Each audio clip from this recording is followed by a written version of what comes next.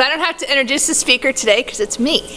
We decided to do a mid-year business meeting just to kind of catch everybody up on where we are, what we've been up to, and for our guests, hopefully, learn a little bit about Rotary and what the club does. So here we have a couple of speakers from the audience who are going to talk about a couple of specific initiatives as we go on. So first, we want to start with some gratitude and thanks.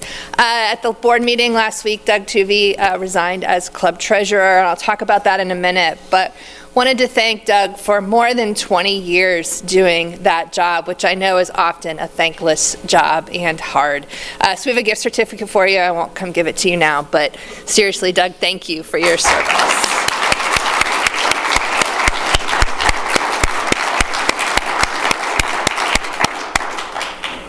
All right, so our board of directors, you can see up here, Kevin has agreed to be our interim treasurer until we have, elections in the early summer. Have we done a background check on Kevin? Yeah. That's a good point. Yeah. We should make a motion for that. Right. We'll be watching him, right? So we have a great leadership team in place. I'll have Kevin talk about membership in a minute. He's also serving as our membership committee chair. Chuck has been doing a fantastic job, not only as a board member, but serving as our public image chair. And I also wanted to recognize Mike Hard, who is heading our speaker committee. I think it's pretty much a committee of one. Where's Mike? There you are. And that's a job that takes a lot. We have speakers every week, right? So it's constantly trying to find someone to come share with us new ideas and thoughts and information. So if anybody is interested in joining that committee and making it a committee of maybe 2 or 3, I'm sure he would welcome the help. So, but we will be putting out a call for a new vice president as we all kind of move up and out of positions. And if Chuck doesn't want to stay on the board, we have a spot opening up this year too. So that's our board of directors. They've been wonderful to work with. And then just some more opportunities to serve. We probably need some more folks on the membership committee. We have our scholarships, and we always need folks to help review those applications. We had a sort of ad hoc D-Days parade committee this year. We'll probably be calling for people to do that again if we decide we want to march in the parade. Social committee, Sergeant at Arms, which Deb has been doing this year. I'm hoping to kind of revitalize the service committee. That's one of the things I really wanted to do this year, and so maybe I'll take that over when I become past president. And then I just talked about the speaker committee. So if any of you are sitting out there saying, I really want to get more involved in Rotary, how do I do that? Here are a number of ways to do that, and you can talk to any one of the board members or anybody I've mentioned here to join a committee and help us sort of plan what we're going to do in the next 6 to 18 months. Right. And this is kind of a holdover from Kevin's presentation last year, which he graciously shared with me, but I thought it was great, right? Looking at how Rotarians are involved in our Vermillion community. So we have club members on the boards of all of these organizations, right? You can find Rotarians just about anywhere, and I think that's great. I mean, we serve through Rotary, but we serve in so many other ways as well. So I don't know if there's anything I've forgotten here. Is anybody on a board or integrally involved in an organization that I haven't put up here? Anything we've forgotten? Eagles, yes. Anybody else? Mm-hmm.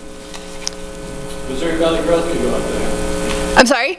Missouri Valley Growth. Okay, awesome. Anybody else? Yeah, Doug. Planning and Zoning Commission. That's on the next slide. Yep. Oh, good. Okay. That's a really great organization. I learned to use a power saw the last time I volunteered for them. It was super fun. So, all right. Okay. And then other ways our members serve the public in the legislature, city council, board of commissioners, and zoning commission. Anything I've left off there? Townships. Right. You know, I thought about that as I was making the slide and I didn't put it on. So yes, our townships as well. Okay. How about just the city of Vermillion? Yep. All right. Yeah, I should put that on there too. Okay. ICAP, the Integrated Community Action Planning Group. Okay, great. Yeah. All right. So, yeah, you'll find us everywhere, and I just think that's really fantastic. And then other places that where Rotarians volunteer, Feeding Vermillion, but the food pantry and welcome table, and it got long, but the backpack program and others. Meals on Wheels, Salvation Army.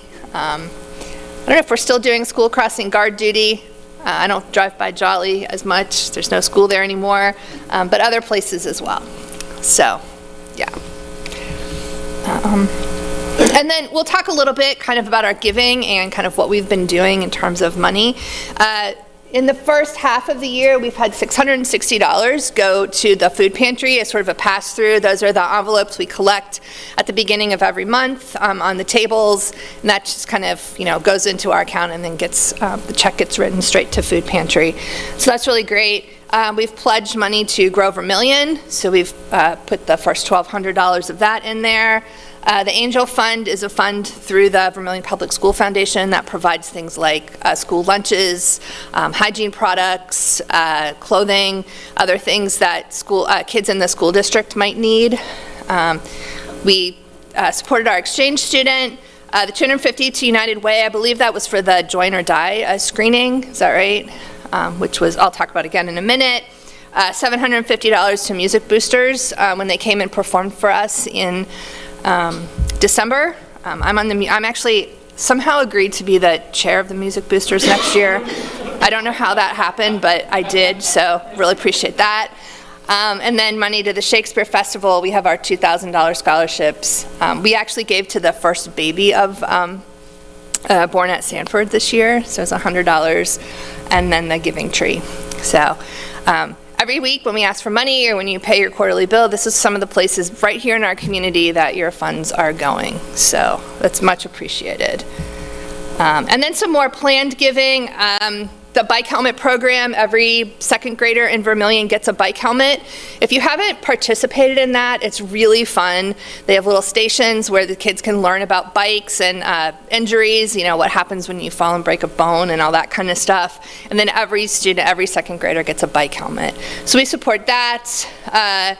We have in our budget for the high school volunteer day, if they do that again this year, the library, the children's book, giving books to kindergartners.